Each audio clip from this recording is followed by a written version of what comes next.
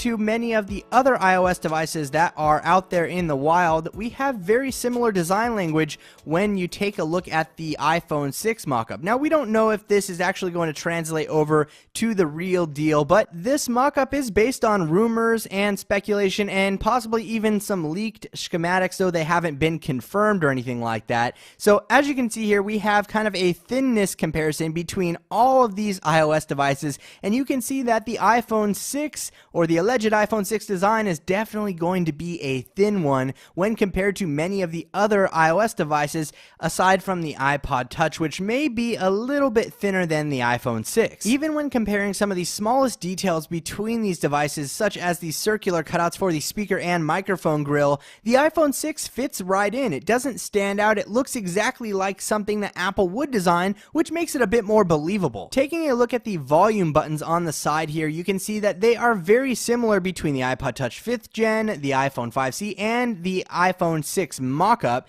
especially between the 5C and the mock-up. You can see the similarities there. But overall, I think this is a device that Apple could definitely design. Now, I'm not saying this is the official design, but when you put all of these devices side by side, the iPhone 6 mock-up doesn't really stick out like a sore thumb, and that's a good thing in my opinion. Now, one detail that I do want to point out is that this is a long device. When you compare it to the iPad mini with Retina display or the iPad Air, you can see here that this is not going to be your average stumpy iPhone. This is a very long device. It's more than half the length of the iPad mini. So that's something important to keep in mind, and it will definitely affect one-handed usage. I don't know how Apple is going to explain that the iPhone 6 design is completely one-handable, because it's just not going to be. I have a lot of experience with other, quote, phablets, and this is going to be a long device. It's definitely going to require two hands in most circumstances, unless Apple implements something like Samsung has done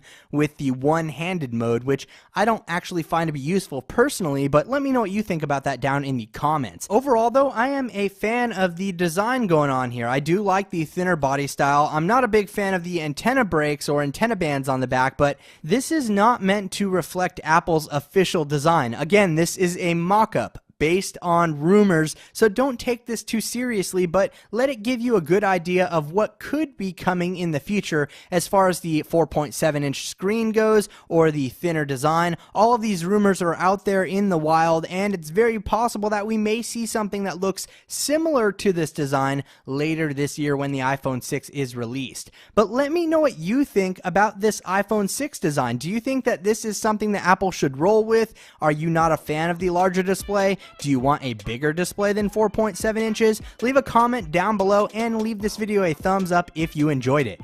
Thanks again for watching, everybody.